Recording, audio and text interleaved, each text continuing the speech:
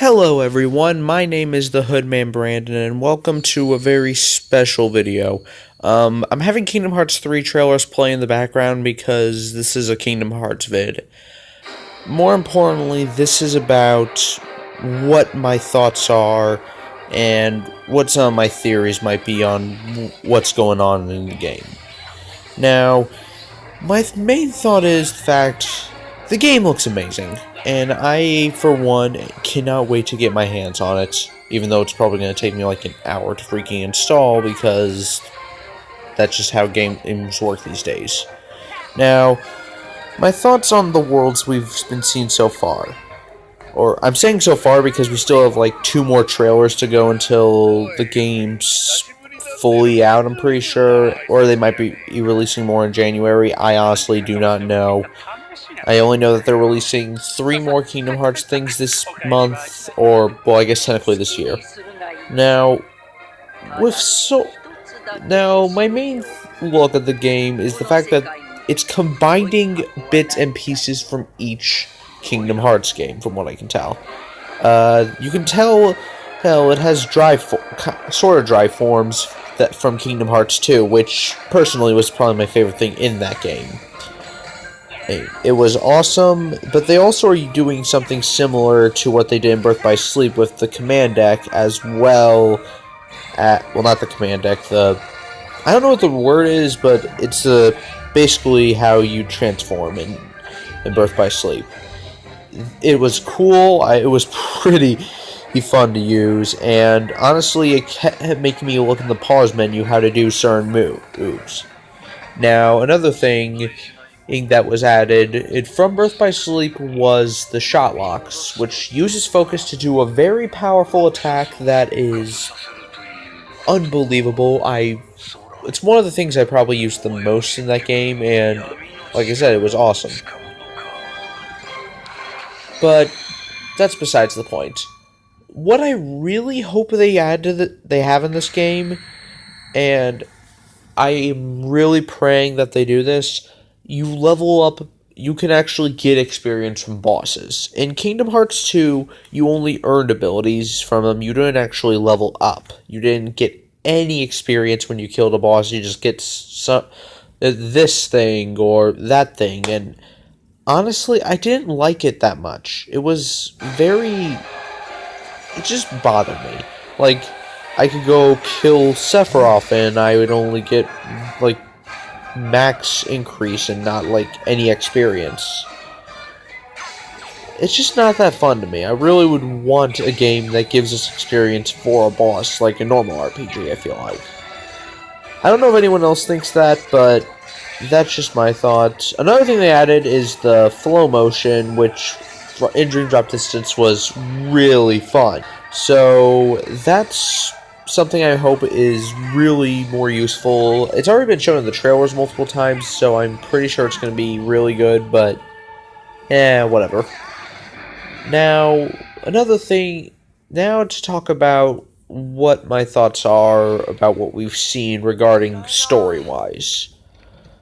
We have seen before that, I think by now we've seen all of the organization members that is going to be on Xehanort's side.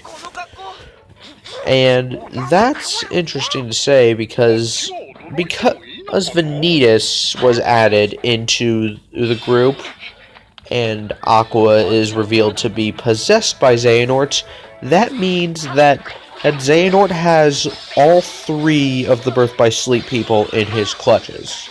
Because he's already possessed Terra, and you can't have Ventus without Vanitas. So that would mean they are now 3 Keyblade wielders short. Now they have Sora, Kairi, Riku, Mickey, and Lee. That's 5 Keyblade wielders, which means they would have to free at least 2 of the Birth by Sleep people.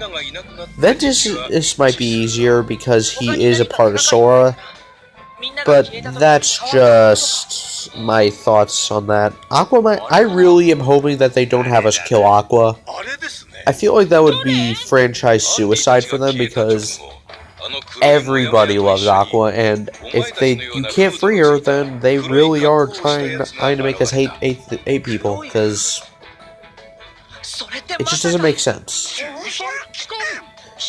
Now, as for the organization, I'm not going to list off them because you never know who could be unnorted or freed at the moment, even though we've seen pretty much all of them, so that's just... I just don't know what to think about who's all, like, in the final organization. But we all know for a fact that there's at least 4 versions of Xehanort in said organization. The old Xehanort, Xemnas, Ansem, and young Xehanort. So, well, I guess I can't count Vanitas in too, but eh. So that's at least 5. And there's 13 of them in total. So that means that there's still 8 that are a possibility, even though we've seen a bunch of them in the trailers. I believe that none of them are, like, confirmed until well, I guess if they have the yellow eyes, then can they kind of... You know, I'm going to stop contradicting myself. I keep doing that. Now, another thing that's... Now, one new thing that they added to this game that I actually really enjoy is more than 2 party members. That has been something that has always been a problem for me to decide in Kingdom Hearts. I've always wanted to be like, oh, should I put these people here? Should I put those people here? And it's just always been a situation where I have struggled to figure out who's who based on stat, or not who's who, I mean, who's best based off stats, abilities.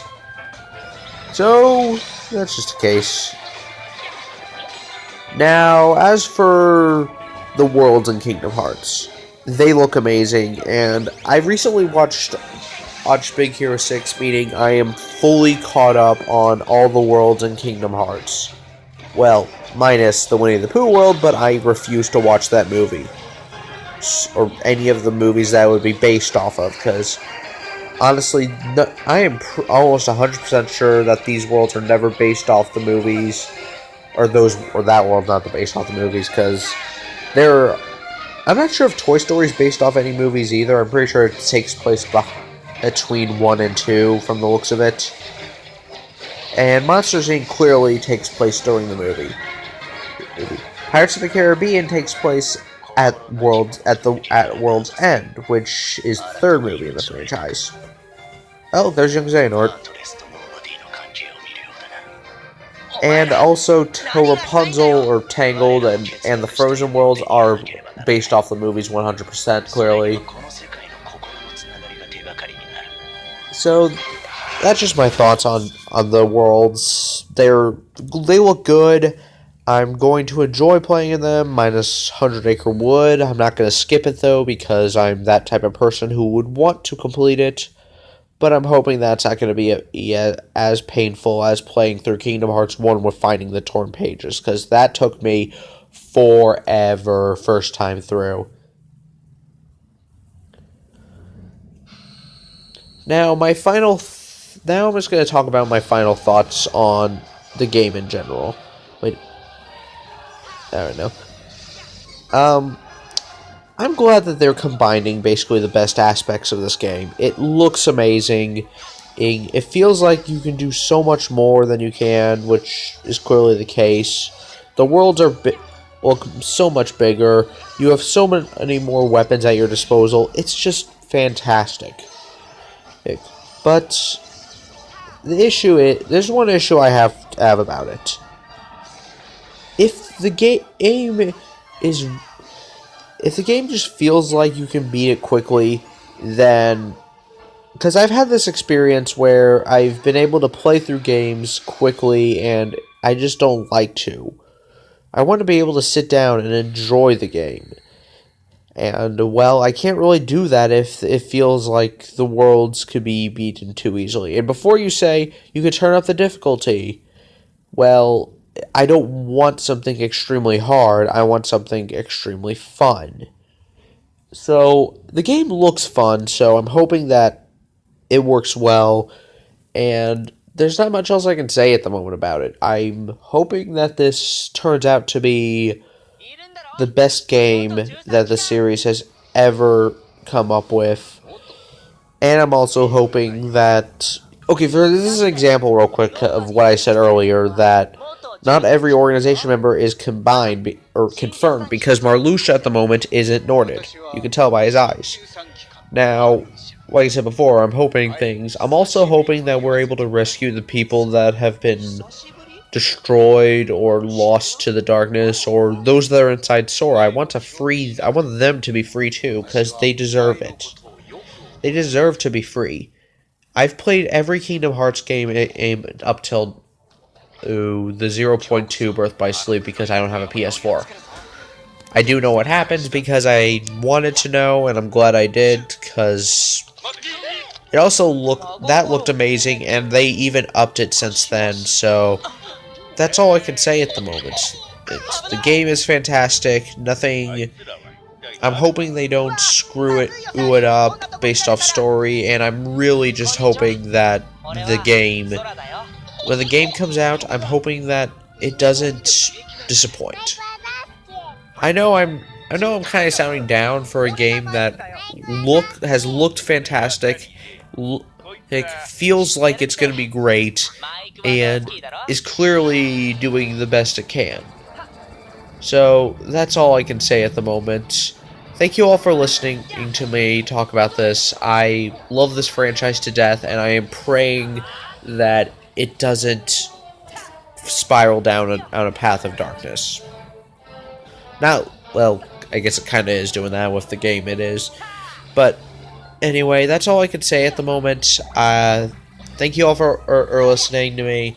If you liked listening to me speak about certain things, I can do more of these if you want. I'm already still going for some more reaction videos. There's 3 more Kingdom Hearts content things that are going to be released this month, I'm pretty sure, or like I said, and I'll gladly react. I'm gladly reacting to the trailers, but I'm not sure what the third thing is. It might just be information, but anyway, thank you all for watching the video. Like and favorite if you enjoyed, subscribe for better videos in the future, because I'm not sure if I'm going to be doing this constantly. Anyway, see ya.